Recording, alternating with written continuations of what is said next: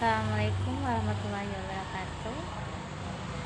Kami dari kelompok 8. Perkenalkan, nama saya Dunia Taqwa selaku moderator, dan dua rekan saya, Khairunisa dan Margareta Ina. Kami ingin mempresentasikan materi tentang biaya modal individual dan gabungan pada mata kuliah manajemen keuangan dengan dosen pengampu Ibu Indawati SEMNAK.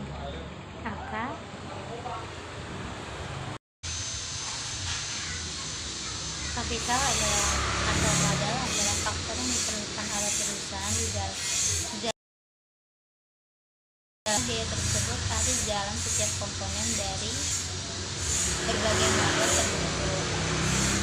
Biaya modal memiliki fungsi yang pertama adalah terkait pengenaan pajak dalam perusahaan. Pada modal pinjaman dan modal sendiri akan berbeda pengenaan biaya modalnya. Pada dasar modal konsep dapat dihitung pada laba sebelum pajak atau laba setelah pajak. Yang kedua adalah terkait dengan diskon rate mengenai penerimaan atau penolakan sebuah usulan investasi dapat ditentukan dengan cara melakukan perbandingan antara tingkat keuntungan atas usulan investasi yang diperoleh dengan biaya modal pada perusahaan tersebut. Maksudnya, biaya pada kali ini merupakan keseluruhan dari sebuah biaya modal atau bisa disebut over cost capital.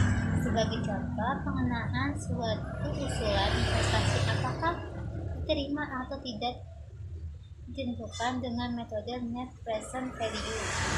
Maka biaya modal fungsinya menjadi diskon rate, di mana dapat digunakan dalam perhitungan nilai saat ini atau sekarang atas investasi yang dikeluarkan.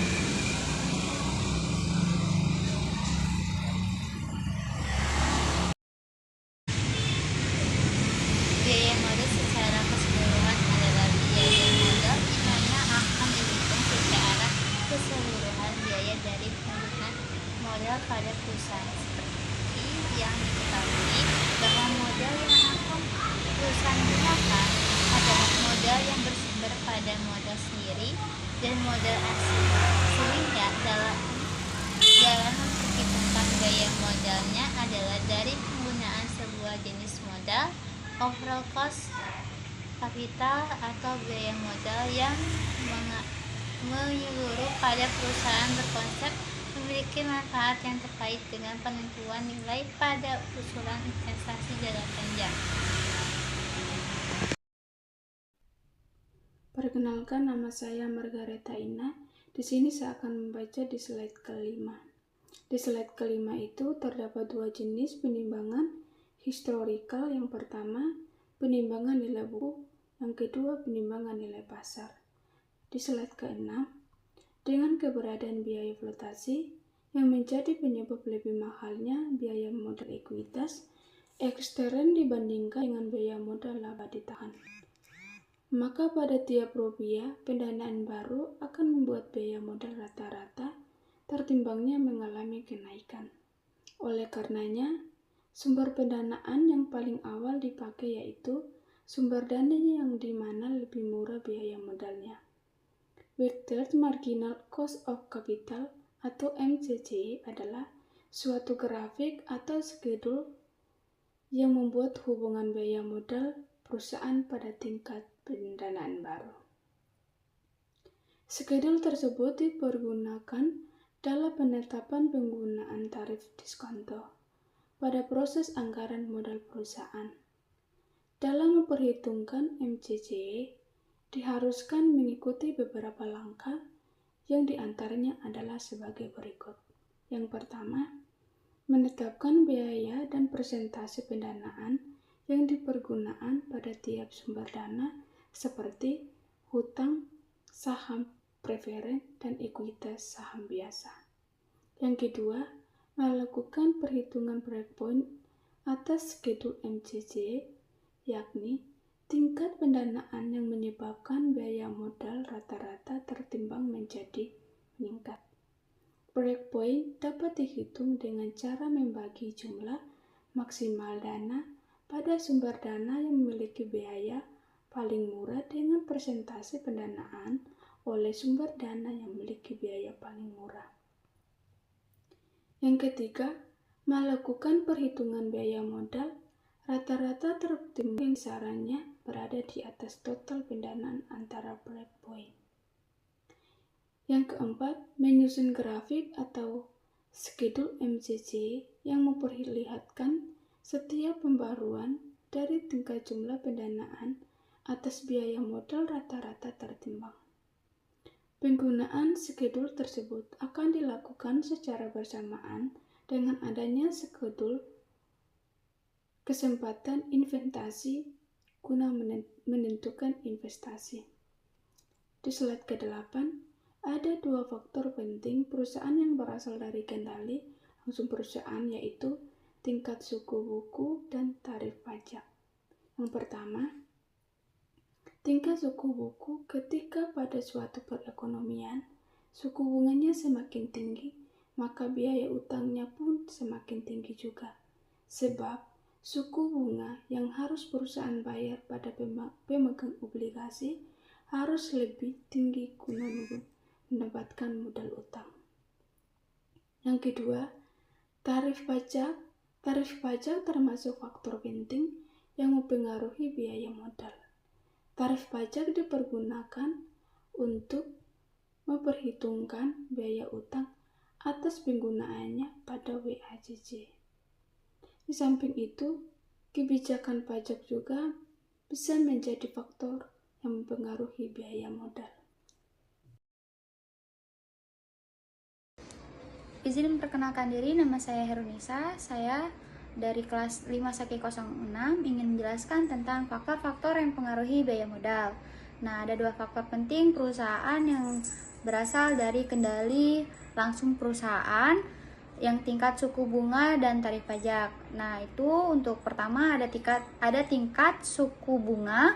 Ketika pada suatu perekonomian suku bunganya semakin tinggi, maka biaya utangnya pun semakin tinggi juga. Sebab suku bunga yang harus perusahaan bayar pada pemegang obligasi harus lebih tinggi guna mendapatkan modal utang. Lalu, untuk yang kedua itu ada tarif pajak. Nah, tarif pajak ini termasuk faktor penting yang mempengaruhi biaya modal. Karena tarif pajak dipergunakan untuk memperhitungkan biaya utang atas penggunaannya pada WACC. Di samping itu, kebijakan pajak juga bisa menjadi faktor yang mempengaruhi biaya modal. Lalu, biaya modal juga terdapat dalam suatu perusahaan yang bisa dipengaruhi oleh adanya kebijakan struktur modal, kebijakan dividen, dan kebijakan investasi. Nah, untuk faktor-faktor yang bisa perusahaan kendalikan itu ada struktur modal pada saat struktur modal diubah oleh sebuah perusahaan. Lalu ada kebijakan dividen, tingginya rasio pembayaran dividen yang makin meningkat pada tingkat laba tertentu. Lalu untuk yang ketiga ini dia ada kebijakan investasi pada saat melakukan estimasi biaya modal, yang digunakan adalah tingkat pengembalian di mana dibutuhkan oleh saham dan obligasi yang beredar pada perusahaan yang mana dijadikan titik awalnya. Untuk contoh perhitungan obligasi, di sini itu ada PT Sinar Jaya membutuhkan modal yang akan digunakan dalam pendanaan investasi sebesar 2 juta rupiah yang terdiri atas beberapa sumber dana. Nah, untuk berikut ini jumlahnya dari masing-masing sumber dana, sumber pendanaan tersebut itu ada hutang obligasi, saham preferen, dan saham biasa. Nah, untuk hutang obligasi ini jumlah pendanaan sebesar Rp500.000 dengan nilai nominal 500 per lembar. Terus yang ditawarkan sebesar 20% per tahun dan jangka waktu obligasi 5 tahun. Harga obligasinya itu Rp462.500 per lembar dan tingkat pajaknya 30%.